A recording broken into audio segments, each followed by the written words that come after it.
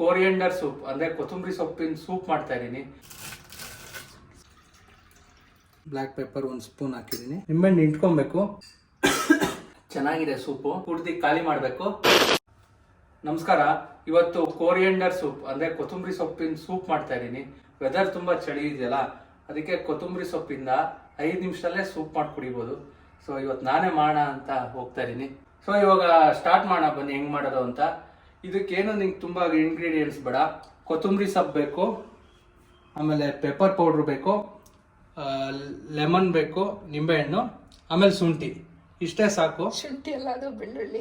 Okay, ಬೆಳ್ಳುಳ್ಳಿ ಬೇಕು. ಇದು ಬೆಳ್ಳುಳ್ಳಿ. ಕೊತ್ತಂಬರಿ ಕಟ್ ಮಾಡ್ಕೊಳ್ಳೋಣ.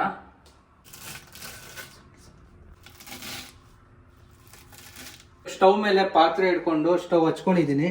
ಇವಾಗ ಇದಕ್ಕೆ ನಾನು 3 ಕಪ್ ನೀರು ಹಾಕೊತಾ ಇದ್ದೀನಿ. ನಿಮ್ಗೆ ಎಷ್ಟು ಬೇಕಷ್ಟು ನೀರು ಹಾಕೊಬೋದು. ಸೊ ನಾನು 3 ಕಪ್ ಹಾಕೊತೀನಿ. ಇನ್ನೊಂದು ಕಪ್ ಹಾಕೊಂಬೋಣ.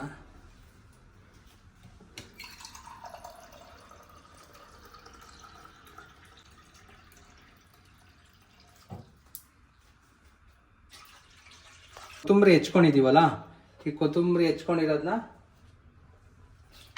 ಪಾತ್ರೆ ಒಳಗೆ ಹಾಕೋಣ.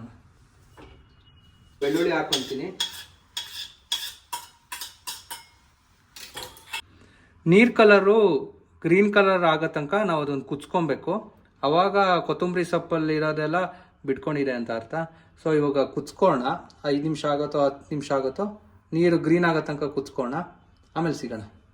ಕುದಿಯೋಕ್ಕಿಟ್ಟು 15 ನಿಮಿಷ ಆಗಿದೆ. ಇವಾಗ ನೀರು ಕಲರ್ ನೋಡ್ಬೋದು, ನೀರು ಗ್ರೀನ್ ಕಲರ್ ಆಗಿದೆ. ಕೊತ್ತಂಬರಿ ಸೊಪ್ಪಿಂದು ಅಂಶ ಎಲ್ಲ ಬಿಟ್ಕೊಂಡು ನೋಡಿ, ನೀರು ಗ್ರೀನ್ ಕಲರ್ ಆಗಿಬಿಟ್ಟಿದೆ. ಸೊ ಇವಾಗ ರೆಡಿ ಅಂತ. ಇವಾಗ ಸ್ಟವ್ ಫ್ಲೇಮ್ನ ಸ್ವಲ್ಪ ಸಣ್ಣ ಮಾಡಿಬಿಟ್ಟು ನಾವು ಉಪ್ಪು ಮತ್ತು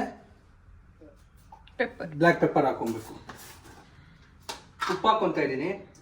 ಎಷ್ಟು ಟೇಸ್ಟಿಗೆ ಬೇಕು ಅಷ್ಟು ಹಾಕೊಳ್ಳಿ ನೀವು. ಇಷ್ಟೇ ಹಾಕೊಬೇಕಂತ ಏನಿಲ್ಲ. ನಿಮ್ಮ ರಿಕ್ವೈರ್ಮೆಂಟ್ಸ್ ಪ್ರಕಾರ ಉಪ್ಪು ಹಾಕೊಳ್ಳಿ. ಉಪ್ಪು ಹಾಕಾಯಿತು. ಇವಾಗ ಬ್ಲ್ಯಾಕ್ ಪೆಪ್ಪರ್ ಇದೆ, ಮೆಣಸಿನ ಪೌಡ್ರು. ಇದು ನಾವು ಮನೇಲೇ ಮಾಡ್ಕೊಂಡಿರೋದು, ಮೆಣಸು ತೊಗೊಂಡು ರುಬ್ಬಿಟ್ಟು. ಸೊ ಇದನ್ನೊಂದು ಸ್ಪೂನ್ ಹಾಕೊತೀನಿ. 1 ಸ್ಪೂನ್ ಸಾಕಲ್ಲ.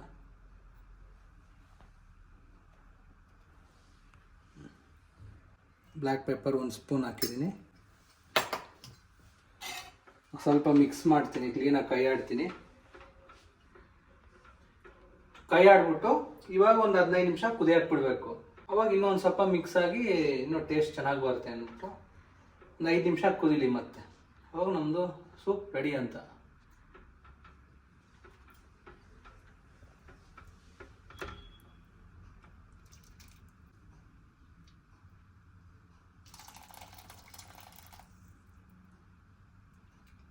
ನೋಡಿ ಎಷ್ಟು ಚೆನ್ನಾಗಿದೆ ಕಲರು. ಕುದೀತಾ ಇದೆ ಇವಾಗ ಸೂಪು. ಈ ಸೂಪು ವೆಯ್ಟ್ ಲಾಸ್ಗೆ ತುಂಬ ಒಳ್ಳೆಯದು, ಕಿಡ್ನಿಗೆ ತುಂಬ ಒಳ್ಳೆಯದು. ಎಷ್ಟು ಬೇಕಷ್ಟು ಲಿಮಿಟಾಗೆ ಕುಡಿಬೇಕು. ನೀವು ಸೂಪ್ ಅಂದ್ಬಿಟ್ಟು ಜಾಸ್ತಿ ಕುಡಿದ್ರೆ ಅದು ಪ್ರಾಬ್ಲಮ್ಮೇ ಆಗುತ್ತೆ ಯಾವಾಗಲೂ. ಈ ಸೂಪ್ನ ನೀವು ಕಡಿಮೆ ಪ್ರಮಾಣದಲ್ಲಿ ಯಾವಾಗಾರ ಒಂದ್ಸರಿ ಕುಡಿತಾ ಇದ್ರೆ ವೆಯ್ಟ್ ಲಾಸ್ಗೆ ತುಂಬ ಹೆಲ್ಪ್ ಆಗುತ್ತೆ. ಹಾಗಂತ ನಾನು ವೆಯ್ಟ್ ಇನ್ನೂ ಇಷ್ಟೇ ಇದೆ ಅನ್ಕೊಂಬಿಡಿ. ಇವಾಗ ಕುಡಿತಾ ಇರೋದು ನಾನು ಫಸ್ಟ್ ಟೈಮು. ಸೊ ವೆಯ್ಟ್ ನೋಡೋಣ ಮುಂದೆ. ಕಪ್ಪಿಗೆ ಸೋಸ್ಕೋಣ. ಸೋಸ್ ಆಗಿದೆ. ಇವಾಗ ನಿಮಗೆ ಎಷ್ಟು ಬೇಕಷ್ಟು ನಿಂಬೆಹಣ್ಣು ರಸನ ಮಿಕ್ಸ್ ಮಾಡ್ಕೊಬೇಕು. ನಿಂಬೆಹಣ್ಣು ಕಟ್ ಮಾಡ್ಕೋಣ.